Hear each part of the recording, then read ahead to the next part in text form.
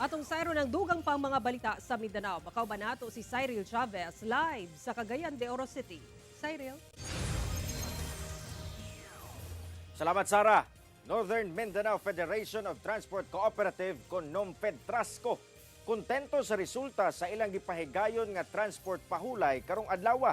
Bisan pa man nga adunay pipila ka grupo ang wala miduyog. LTFRB 10 gibutyag nga 25% lang sa transport sector ang apektado sa transport pahulay. Ang detalye sa report ni James Paulo Yap.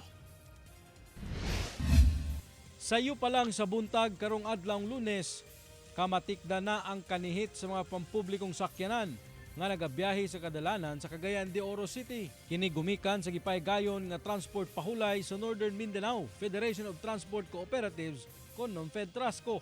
Wala una sila mobiyahe karong adlaw aron ipakita ang ilang kadismaya sa gobyerno sa padayong pagsaka sa presyo sa lana, pagpahunong sa implementasyon sa fare increase ug ang padayong pagkadilatar sa mga ayuda nga alang sa transport sector. Tungod sa maong transport pahulay, nagdeklara sab og suspension sa face-to-face class ang mga dagkong eskwelahan sa syudad. Naay libreng sakay sa atong gobyerno, I don't know, og kinsa nagkarguan na sa fuel. Labon bitaw kani adto nga dunay request kibali nga isubsidize na lang unta ni sa LGU aron makalahutay pa mi while waiting kibali sa ato ang hinabang nga gikan or fair increase ba karon or mga ayuda nga gikan sa LTFRB. Wala, di ba?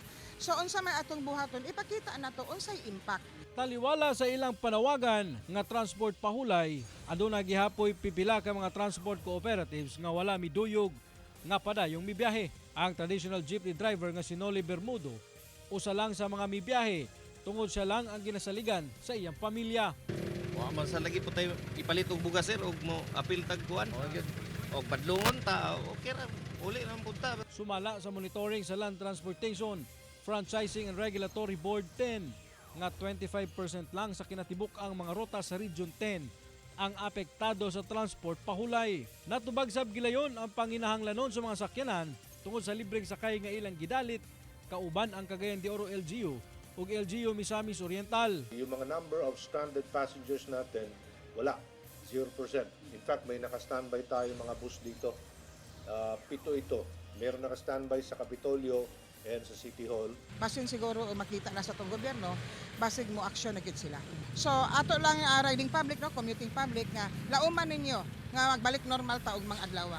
Amo nang gisaad ka ninyo. Kauban si Makoy Sempron, James Paulo Yap, 1 Mindanao.